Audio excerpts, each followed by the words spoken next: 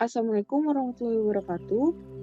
Kami dari kelompok 6 Fakultas Hukum kelas 2F dari mata kuliah yang diampu yaitu Hukum Pidana akan mempresentasikan tentang melawan hukum. Sebelumnya, kami akan memperkenalkan diri terlebih dahulu. Perkenalkan, saya Rosayu Maharani dengan NIM 1111240476 dan akan dilanjutkan oleh teman saya yaitu Perkenalkan, nama saya Clara Bensiski Baho dengan NIM 1111240058 dan dilanjutkan oleh teman saya. Perkenalkan, nama saya Amelia Rahmawati dengan NIM 1111240191. Selanjutnya, kita akan masuk ke dalam materi. Ada yang tahu perbuatan melawan hukum itu apa? Jadi, perbuatan melawan hukum adalah tindakan yang melanggar undang-undang, hak orang lain, atau kewajiban hukum. Perbuatan ini juga bisa bertentangan dengan kesusilaan dan kesopanan. Dalam hukum perdata, perbuatan melawan hukum diartikan sebagai tindakan yang merugikan orang lain. Pelaku yang bertanggung jawab atas kerugian tersebut harus menggantinya. Dalam hukum pidana, perbuatan melawan hukum adalah tindakan yang melanggar undang-undang. Tindakan ini bisa dilakukan di luar kekuasaan atau kewenangannya. Dengan menyatakan sesuatu perbuatan dapat dipidana, maka pembentuk undang-undang memberitahukan bahwa ia memandang perbuatan itu sebagai bersifat melawan hukum atau selanjutnya akan dipandang demikian.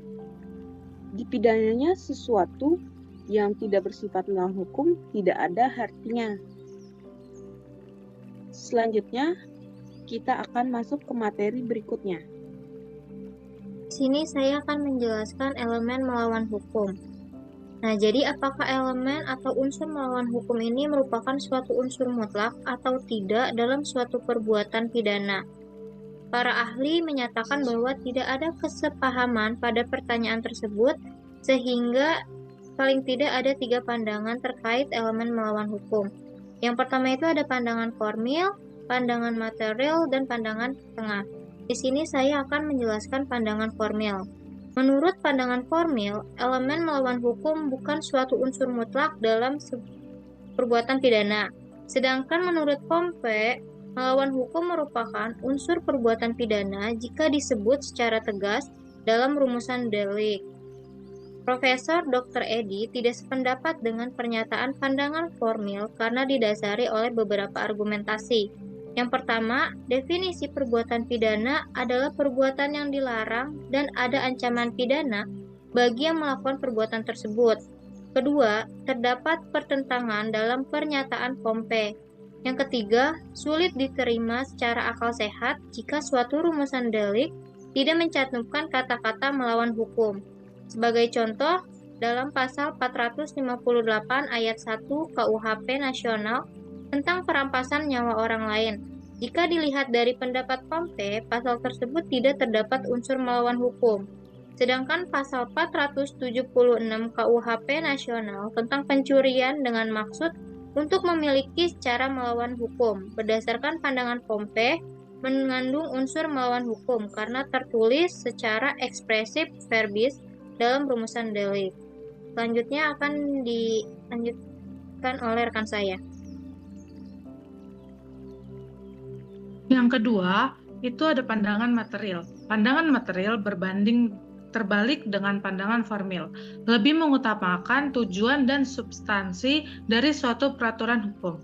Dalam pandangan ini, suatu perbuatan dianggap melawan hukum bukan hanya karena bertentangan dengan aturan yang tertulis, tetapi juga karena bertentangan dengan tujuan atau kepentingan hukum yang lebih mendalam.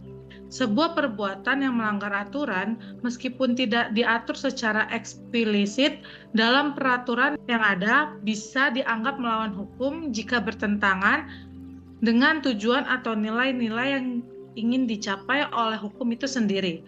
Contoh dari pandangan material ini adalah ketika seseorang bertindak dalam konteks tertentu yang merugikan kepentingan umum, meskipun tindakannya tidak secara langsung melanggar aturan yang ada. Sebagai contoh, seseorang yang melakukan pemalsuan dokumen untuk memperoleh keuntungan pribadi, walaupun perbuatannya tidak disebut secara eksplisit dalam undang-undang tertentu, tetap dianggap melawan hukum karena tindakan tersebut merusak prinsip keadilan dan kejujuran yang mendasari hukum. Selanjutnya akan dilanjutkan oleh teman saya. Dan yang ketiga yaitu pandangan tengah. Dikemukakan oleh Hazel Wilken Suringa bahwa sifat melawan hukum adalah unsur mutlak yang disebutkan dalam delik. Jika tidak, melawan hukum hanya tanda dari suatu delik. Menurut Muljanto, hanya merupakan fungsi dalam lapangan hukum acara yang terdiri dari fungsi positif dan fungsi negatif. Fungsi positif, jika melakukan hukum dinyatakan dalam rumusan delik dan harus dinyatakan dalam dakwaan, sedangkan fungsi negatif, jika melawan hukum tidak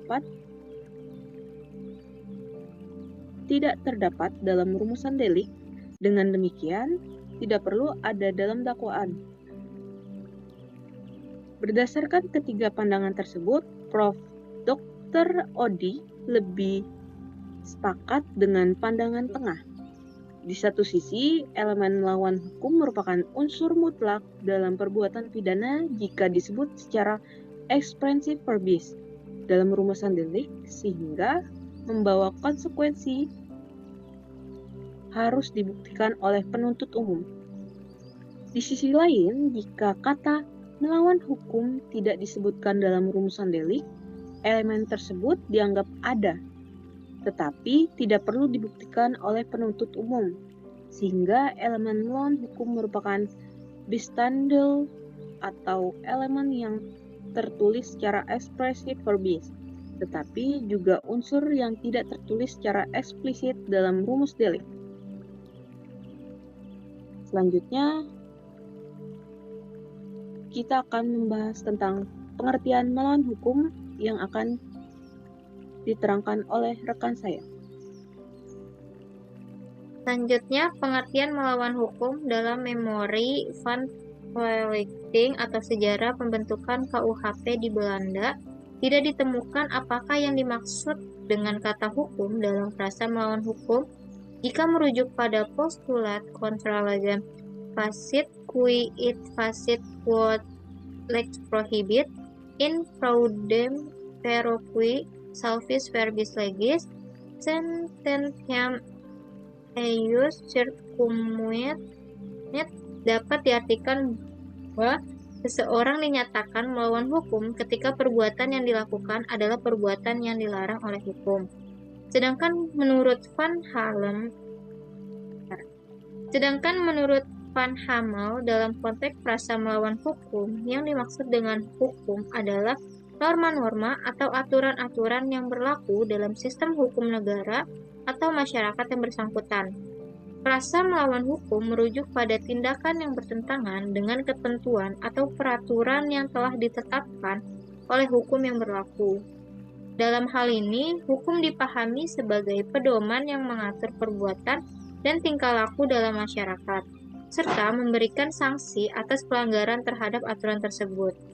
Jadi, melawan hukum berarti melakukan sesuatu yang tidak sesuai atau bertentangan dengan hukum yang ada, baik itu hukum pidana, perdata, atau hukum lain yang berlaku dalam suatu negara atau wilayah. Selanjutnya akan dijelaskan oleh teman saya. Dalam hukum pidana, istilah sifat melawan hukum atau wederrechtliche adalah satu frasa yang memiliki 4 makna. Keempat makna tersebut adalah sifat melawan hukum umum, sifat melawan hukum khusus, sifat melawan hukum formil, dan sifat melawan hukum material.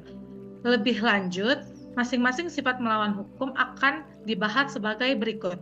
Yang pertama, sifat melawan hukum umum. Dalam pandangan Schaffmeister, Kaiser, dan Sutorius menjelaskan bahwa elemen-elemen perbuatan pidana terdiri dari memenuhi unsur delik melawan hukum dan dapat dicela. Melawan hukum sebagai elemen perbuatan pidana dapat dikatakan sebagai sifat melawan hukum umum atau general Wederrechtlichkeit. Sifat melawan hukum ini adalah syarat umum dapat dipidananya suatu perbuatan sebagaimana definisi perbuatan pidana oleh C.H. Head.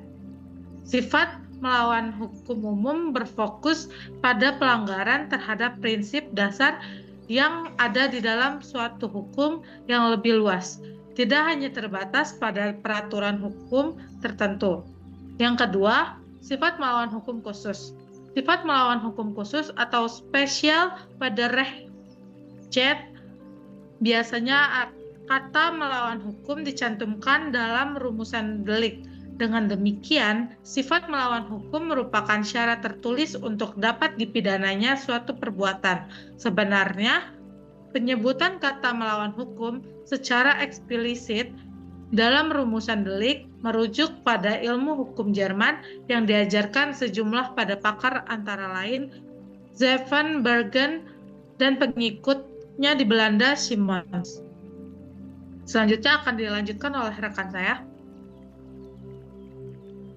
Selanjutnya yaitu yang ketiga, sifat melawan hukum formil. Sifat melawan hukum formil berfokus pada pelanggaran terhadap prosedur atau aturan formal yang ditetapkan dalam hukum. Sifat melawan hukum formil atau formel Wederrechtlichkeit mengandung arti semua bagian atau unsur-unsur dari rumusan delik telah dipenuhi. Dan yang keempat, yaitu sifat melawan hukum material. Sifat melawan hukum material atau material Wederrechtlichkeit terdapat dua pandangan. Pertama, sifat melawan hukum material dilihat dari sudut perbuatannya, dan kedua, sifat melawan hukum material dilihat dari sumber hukumnya.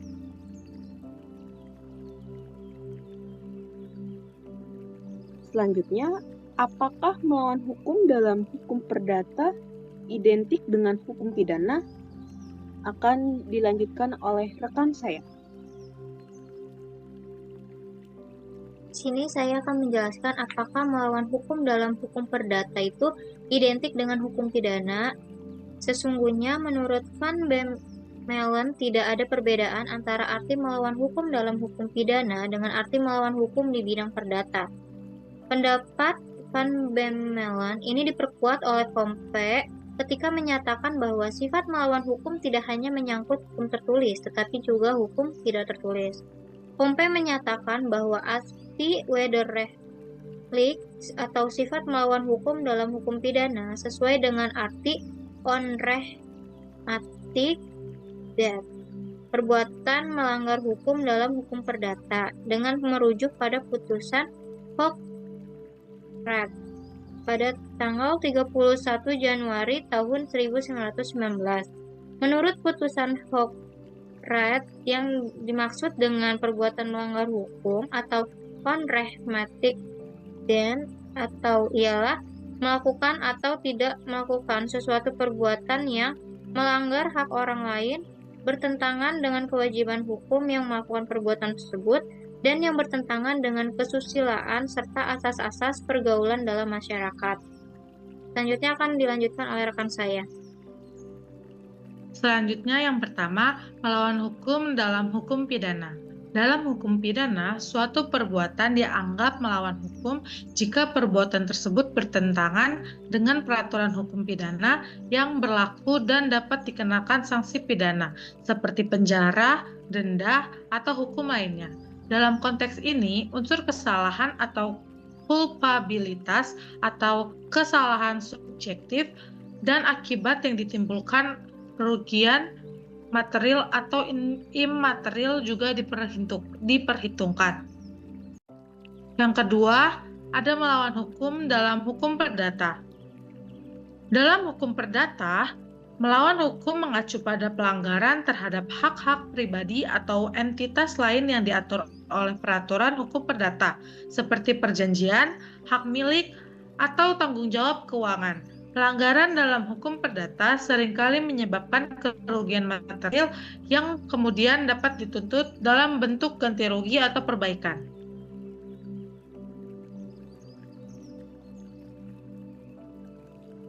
Yang terakhir, kita masuk ke dalam kesimpulan.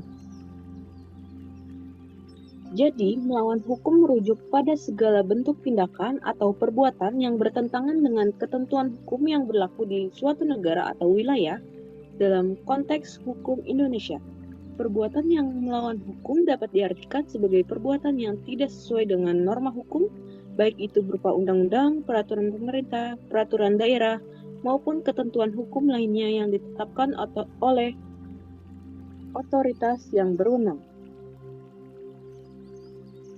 Tadi kita juga menjelaskan tentang elemen melawan hukum dalam 3 pandangan. Yang pertama, pandangan formil. Dalam konteks ini, melawan hukum berfungsi atau berfokus pada kesesuaian suatu perbuatan dengan norma atau peraturan hukum yang ada.